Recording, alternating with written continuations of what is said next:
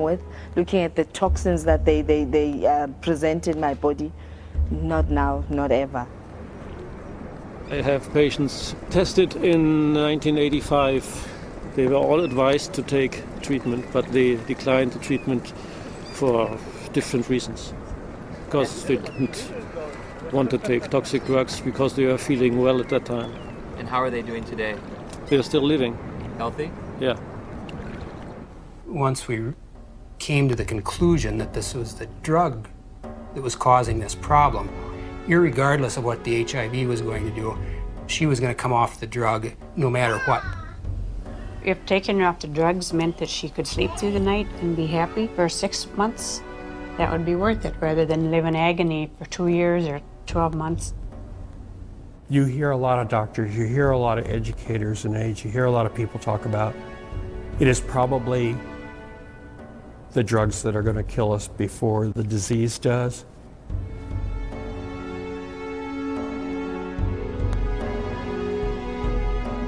What are the drugs doing to the bodies? They're putting the bodies into coffins.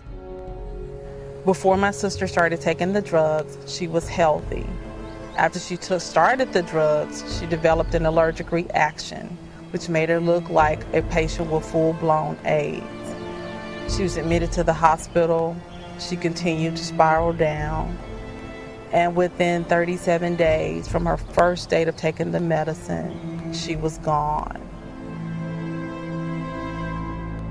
When news of Joyce's death reached the NIH, emails were exchanged between the director of the AIDS division and an ethics and safety officer. Ed, there was fulminant liver failure resulting in the death on this trial last week. Ouch. Not much we can do about dumb docs. They're cynical enough to introduce drugs that they know will have toxic effects and will carry a certain mortality, and they know that the life of the drug before this mortality becomes too obvious to ignore is, say, 2 or 3 years, and they work out what the sales are going to be in those 2 or 3 years, and then they know they're going to have to reduce the dose. Joyce has 2 sons. Jamal he's in his senior year of high school this year. Sterling will be 4 years old. And in my mind, they were robbed of their mother.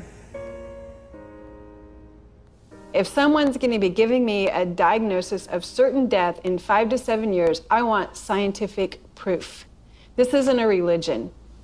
My interest in questioning and breaking and exploring does HIV cause AIDS is an instinct to liberate people from a death sentence that isn't theirs to carry.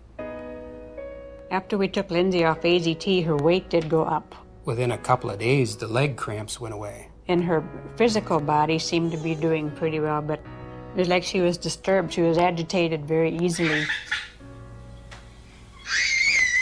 Her lifespan changed all the time after she got to be 2 years old, and then she'd only live to be 5. When she got to be a little older, then they said, oh, she might live to be 7. Yeah. But definitely wouldn't live into double digits, and that's just was our life then. Although Lindsay was on AZT for 22 months, she made a full recovery from the pernicious side effects. Lindsay will be 19 in October of 2009. Because it's been surrounded from day one with so much emotion, so much fear, so much psychology, so much drama, very few people are capable of looking at AIDS logically. We can be exposed to HIV many times without being chronically infected.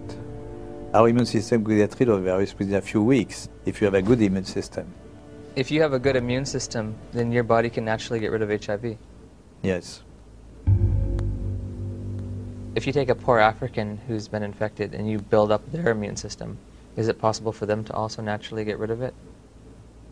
I would think so. It's very easy to get people to think the right thing if you get the right on the tablet the first time. But once something's on the tablet and you got to erase it and put something else, it's very hard to get people to think differently.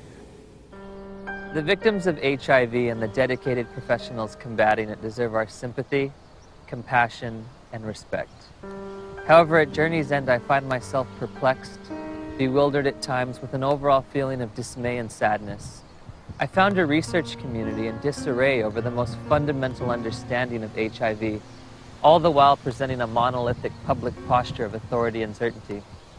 Bluntly stated, we have tests that prove nothing, remedies that kill, and statistics manipulated to the point of absurdity. 90% of global HIV corresponds to areas of great poverty and squalor.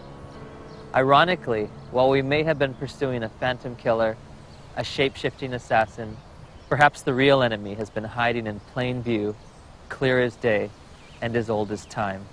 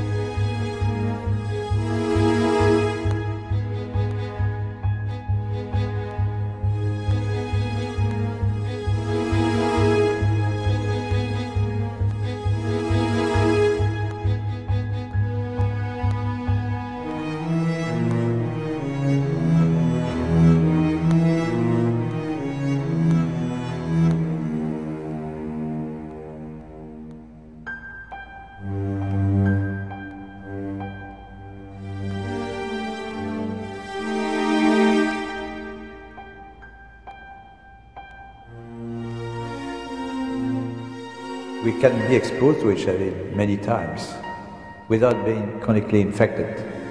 Our immune system will get rid of the virus within a few weeks if you have a good immune system. If you have a good immune system, then your body can naturally get rid of HIV. Yes.